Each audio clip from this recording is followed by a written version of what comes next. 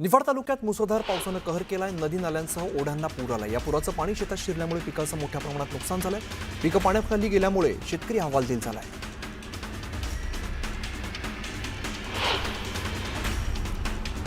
नाशिकच्या सुरगाणा भागात होत असलेल्या पावसाचा फटका भात शेतीलाही बसलाय। काढणीला आलेलं पीक आडवं झालंय। पावसाने शेतातील भात पीक भिजून खराब झालंय।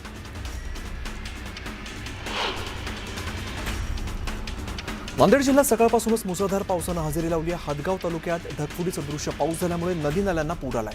काढलेलं सोयाबीनचं पीक आणि कापसाच्या पिकाचं मोठ्या प्रमाणात नुकसान झालंय।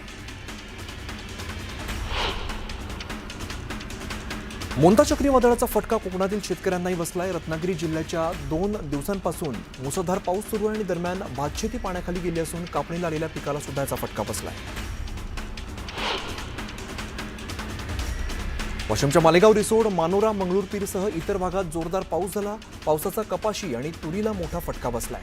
2 दिवसांपासून सुरू असलेल्या पावसामुळे शेतकऱ्यांची चिंता चांगलीच वाढली आहे।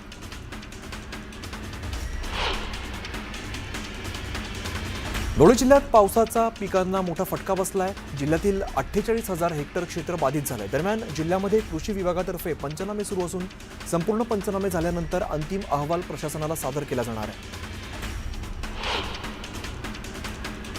गडचिरोली जिल्ह्याच्या दक्षिण भागात पावसाचा फटका बसलाय। पावसामुळे उभं पीक नष्ट झाल्याने शेतकऱ्यांचं मोठं नुकसान झालंय। तातडीने पंचनामे करून नुकसान भरपाई देण्याची मागणी शेतकरी करतायत। मी बघूया नाशिकमधून। नाशिकच्या द्वारका परिसरातील कराड बंधू या प्रसिद्ध भेळेच्या दुकानावरती काल रात्री काही अज्ञात टवाळखोरांनी दगडफेक करत कोयत्याने हल्ला केला।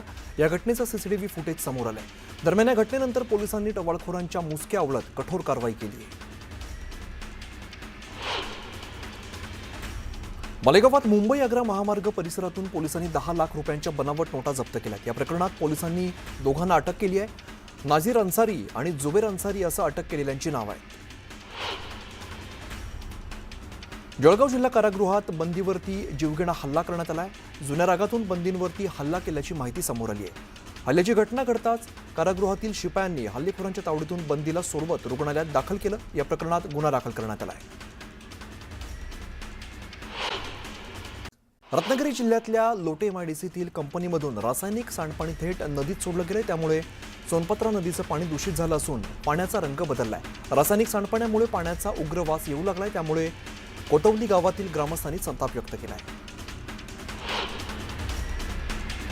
हिंगोली जिल्ह्यात अवैध रेती, मटका, जुगार अशा विविध धंद्यांमधील वाढ होते। त्यामुळे वाळू माफिया आणि गुंडांवरती कारवाई करण्याची मागणी भाजपाने केली आहे। जिल्हाधिकारी आणि पोलीस अधीक्षकांकडे याबाबत निवेदन दिलं जात आहे। लातूर जिल्ह्यातील रेणापूर या ठिकाणी शेतकरी संघटनेच्या वतीने तहसील कार्यालयात सोयाबीन जाळून सरकारचा निषेध करण्यात आला। सोयाबीनला हमीभाव मिळत नाही, खरेदी केंद्र सुरू नाहीत, त्याचबरोबर अतिवृष्टीची नुकसान भरपाई मिळालेली नाही, यामुळे शेतकऱ्यांनी संताप व्यक्त केला आहे।